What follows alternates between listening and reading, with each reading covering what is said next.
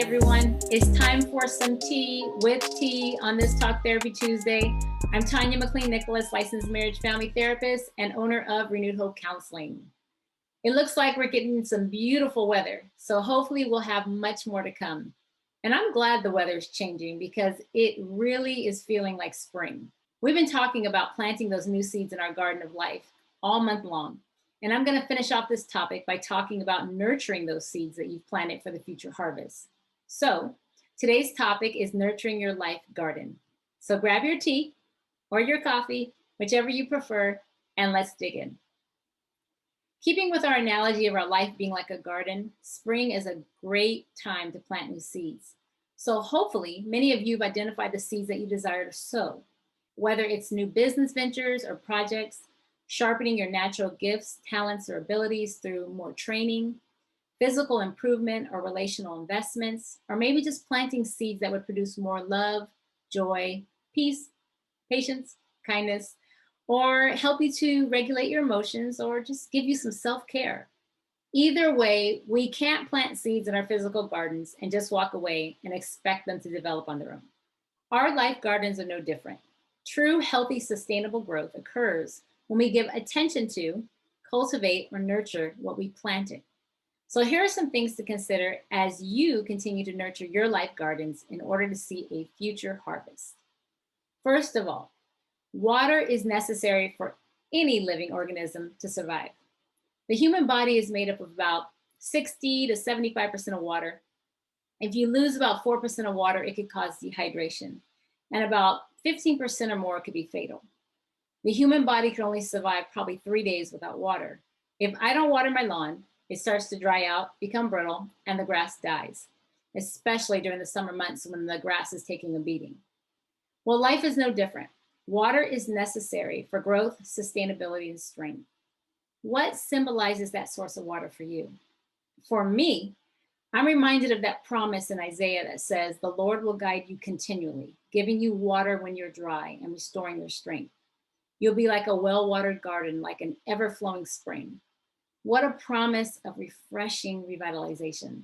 Because of the Lord's guidance and provision in my life, I'll be described as a well-watered garden, always having my strength restored so that I never have to worry about drought or scarcity.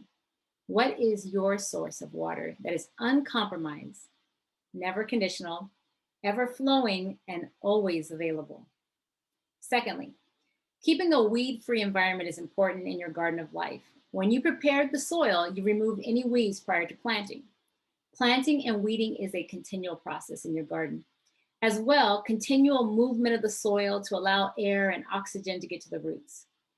Continue to evaluate any threats to your potential growth in the form of bad people, distractions, habits, and influences. People that don't have your best interests in mind. Going down paths that lead you further away from your purpose and your destiny. Removing those things, people, or places that are not healthy or best for you. Next, you have to remember to fertilize. Even the best soil that is rich in nutrients can benefit from fertilizer. Fertilizer replaces any nutrients that gets lost, and it ensures that nutrients stay leveled for healthy growth. What will you do to maintain healthy balance in your life garden?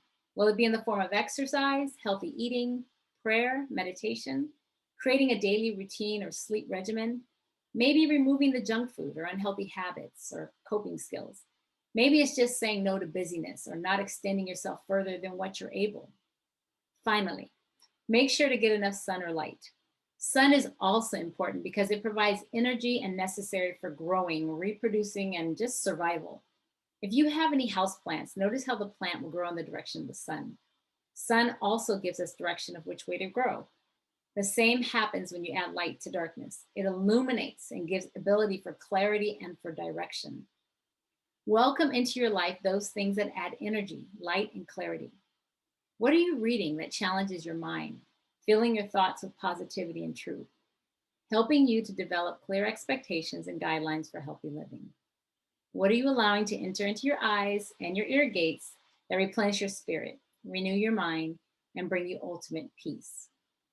Just like a real garden, our life gardens take the same care, attention, and nurturance. If you want your future harvest in your life garden to be plentiful and to have a beautiful bloom, You must be mindful about the seeds you plant, the soil in which you plant them, and committed to intentionally nurturing and maintaining to reap a strong harvest in your life garden. Well, that's it for today. I hope you enjoyed your tea with tea on this Talk Therapy Tuesday. I'm Tanya McLean Nicholas. Have an amazing